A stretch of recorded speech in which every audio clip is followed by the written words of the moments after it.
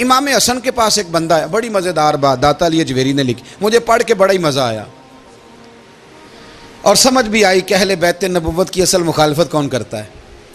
ایک شخص آیا تو اس نے آ کے نا معاذ اللہ حضرت مولا علی شیر خدا کو، معاذ اللہ ثم معاذ اللہ، امام حسن کے والد کو برا بلا کہا، پھر امام حسن کو کہا، وہ برا بلا کہتا جا رہا ہے، امام حسن مسکراتے جا رہے ہیں، ہنستے جا رہے ہیں۔ انجوائے کرنے کا آپ کا موڈ بن جائے تو سب کچھ انجوائے ہو سکتا ہے، لیکن اگر آپ نے مرچیں دانتوں کے نیچے رکھ کے اچھی طرح چبا لی ہوں اور کانوں سے بھی دھواں نکل رہا ہو تو پھر تو بھائی کوئی چیز بھی انجوائے نہیں ہوتی۔ پھر تو قصور یہ ہے کہ مرچیں نہیں چبانی تھی، آپ نے اپنا مزاج خود بڑا کڑوا کر لیا ہے، وہ کیسے کام چلے گا۔ وہ آیا تو اس نے آ کے نا امام حسن کو، آپ کے والد کو معاذ اللہ ثم معاذ اللہ نقل کفر نہ باشد برا بلا کہا۔ وہ کہتا جا رہا ہے، امام صاحب ہنستے جا رہے ہیں۔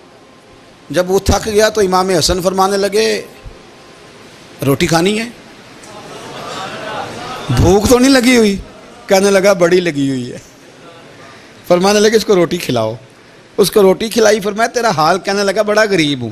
ایک پیالے میں چاندی بھر کے امام حسن نے اسے دی، اور جب اس کو دے دی نا تو غور سے چہرہ دیکھنے لگا، کہنے لگا آپ کا حلم دیکھ کے، سخاوت دیکھ کے مجھے یقین آ گیا ہے کہ آپ واقعی خون رسول ہیں۔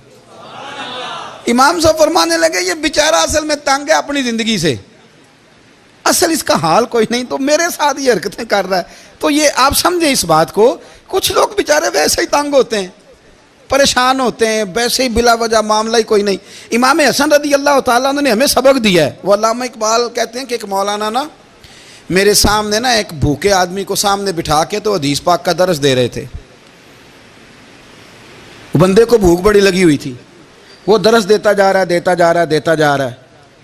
تو اقبال کہتے ہیں میں نے اسے کہا کہ فاقہ کش کو درس شریعت سے کیا غرض، اس کے شکم کی آگ کو تو روٹی چاہیے، وہیں سے روٹی کھلا، اسے تیری کوئی سمجھ نہیں آ رہی، تو بھوک لگی ہوئی ہے، پہلے کھانا کھلا لے، پھر ذرا اس کے ہوش ٹھکانے آئیں گے، پھر اسے دین کی بات بتانا۔ ہم لوگوں کا ذہن نہیں سمجھتے کہ بندہ کس قسم کا ہے۔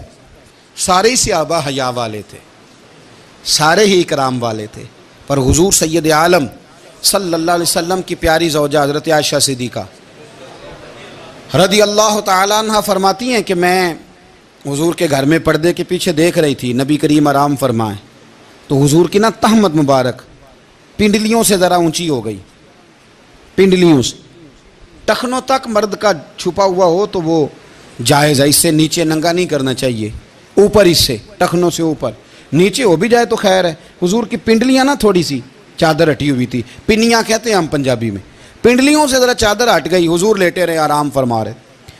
فرماتی ہیں باہر دستک ہوئی، حضور نے فرمایا کون ہے؟ عرض کی ابو بکر صدیق کو، یا رسول اللہ اجازت ہو تو حاضر ہو جاؤں؟ حضور نے فرمایا آ جاؤ۔ کہتے ہیں حضور لیٹے رہے، حضرت ابو بکر آئے، بات چیت ہونے لگی۔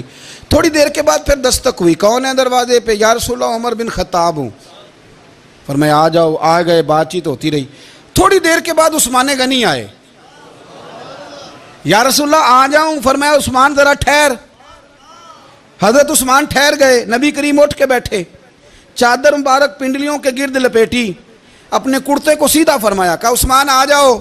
تو عثمان آئے، بات چیت ہوئی، چلے گئے۔ سیدہ کہتی ہے میں نے پوچھا یا رسول اللہ عثمان تو بڑی ٹھنڈی طبیعت کا بندہ ہے، وہ تو بڑا میٹھا آدمی ہے حضور، کوئی جاہو جلال نہیں، کوئی بات نہیں، کوئی، وہ تو بڑا پیارا ہے۔ عمر آئے تو آپ لیٹے رہے، ابو بکر آئے تو آپ لیٹے رہے، تو عثمان؟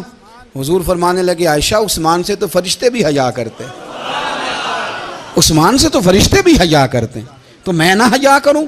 آپ اس بات کو سمجھیں، غور کریں کہ اگر ان کی طبیعت اس طرح کی ہے کہ وہ کہتے ہیں کہ وجود زیادہ چھپا ہوا ہونا چاہیے، تو نبی پاک نے ان کی طبیعت کا خیال کیا ہے، حضور نے ان کے مزاج کا۔ تو آپ کو نہیں پتا کہ ابا جی آپ کے کیا سوچتے ہیں، کیا چاہتے ہیں؟ آپ کو نہیں پتا آپ کے استاد کا مزاج کیا ہے؟ آپ کو نہیں پتا آپ کے مرشد کامل کی طبیعت کس طرح کی ہے؟ وہ کن باتوں میں راضی ہوتے ہیں، کن میں ناراض ہوتے ہیں، ہمیں سارا پتا ہوتا ہے، لیکن ہم چاہتے ہی نہیں صحیح کرنا معاملات کو۔ ہم اپنے وجود پر تھوڑا سا بوجھ ڈالنا ہی نہیں چاہتے، اپنی طبیعت کو تھوڑا سا تکلیف دینا ہی نہیں چاہتے۔ حضرت صدیق اکبر رضی اللہ تعالی، مالدار آدمی، کروڑوں پتی شخص، لیکن انہوں نے نا ایک موقع پہ پھر ٹاٹ کا لباس بھی پہن لیا۔ تو کسی نے ان سے کہا ابو بکر یہ کیا؟ فرمانے لگے نبی کریم کو میرے آقا کو غریبی پسند ہے تو ابو بکر غریب بن گیا ہے. ختم ہو گئی. جے سونا ہی میرے دکھ وچ راضی تے میں سکھ نو چلے ڈاواں. ٹھیک ہو گئی بات. وہ جس حال میں رکھے اس حال میں راضی رہنا ہے. یہ جو مزاج ہے نا ہمارا کہ میں ڈھلنا نہیں چاہتا, میں بدلنا نہیں چاہتا, ہم تو غلام ہیں پھر بھی نہیں بدلتے. تھوڑا سا خیال کریں. میں کہا کرتا ہوں کہ اماں کو زیادہ نہیں ضرورت پیسوں کی. ہاں ماں تو ماں ہوتی ہے, وہ کو ریٹ لگا کے تیرے سے پیسے مانگے گی. اماں کو تو بس اتنی ضرورت ہے کہ ماں جو کہہ دے جی کر دو. ماں کو تو اتنی ضرورت ہے کہ 2 منٹ رات کو بیٹھ جاؤ پیروں میں, اماں لا تیرے پیر دبا دوں, اتنا ہی کافی ہے. وہ کہے گی او میرا پتر بڑا چنگا. اللہ وہی انج دی اولاد سارے نو دے وے. او بھائی ایسے کر دے. وہ تو سویرے پورے محلے کو ابا جی کو کوئی نہیں ضرورت تیرے پیسوں کی. ہاں نا ان کو تو ضرورت ہے. تو کبھی کبھی تو ان کو موٹر سائیکل پہ بٹھائے اور کہ ابا جی منڈی جانا تھا, میرا دل تھا کٹھے چلیں گے, آئیں ذرا پیار سے چلتے ہیں. کبھی ان سے پیار کرے, کبھی کہے ذرا کندھے نہ دباؤں. او یارو اس کی ضرورت ہے. نہیں ضرورت مرشد کامل کو کسی کے پیسوں کی. نہ اللہ جانتا ہے جو کامل آدمی ہوتا ہے اسے ضرورت ہی نہیں ہوتی. اسے تو اتنی ضرورت ہوتی ہے کہ اس نے کہہ دیا سیانے بن جاؤ تو سیانے بن جاؤ. اس نے کہہ دیا نیک ہو جاؤ تو نیک. اس نے کہا ہے کہ آج آ جانا تو پھر. اور نہ یار کہاں ضرورت ہے تیری. میں اتنا ہی بڑا. ہم لوگ دوسروں کے بارے میں سوچتے ہی نہیں. بس میں مجھے سکون دو, میرے مطابق ڈھل جاؤ, میری بات کرو. اور نہ یارو میرے رسول کریم, میرے نبی رحمت سرور دو عالم صلی اللہ علیہ وسلم دوسروں کا خیال کرتے, ان کے مزاجوں کا خیال کرتے, ان کی طبیعت کا خیال کرتے, ان کے معاملات کو دیکھتے.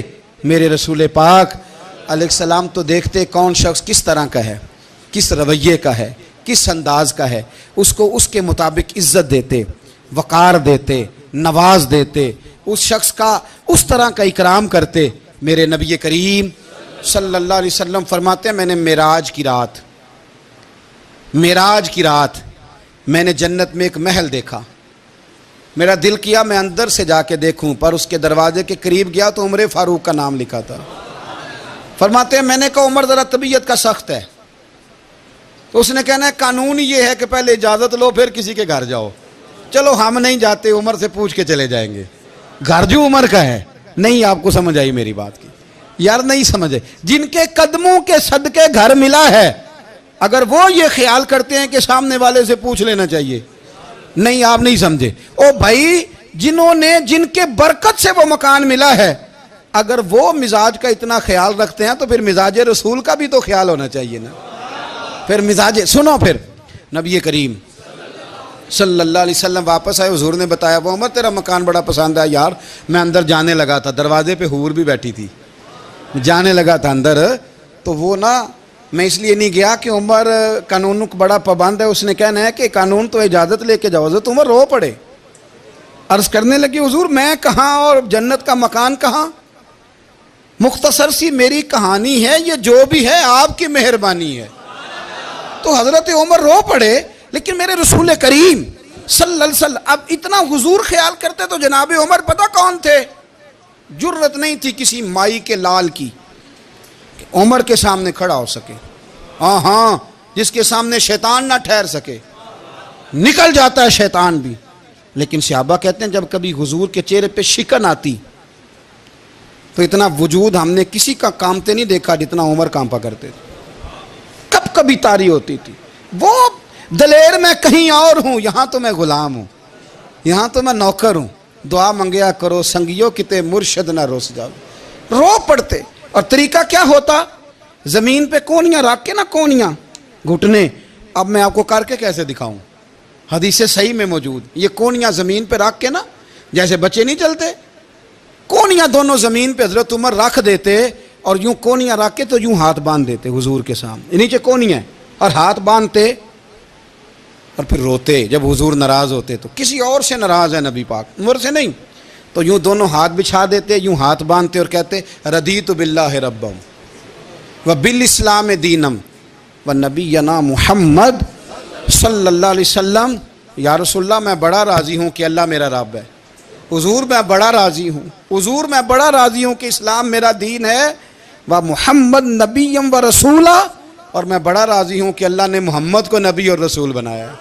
حضور بڑا راضی ہوں, مہربانی فرما. بڑا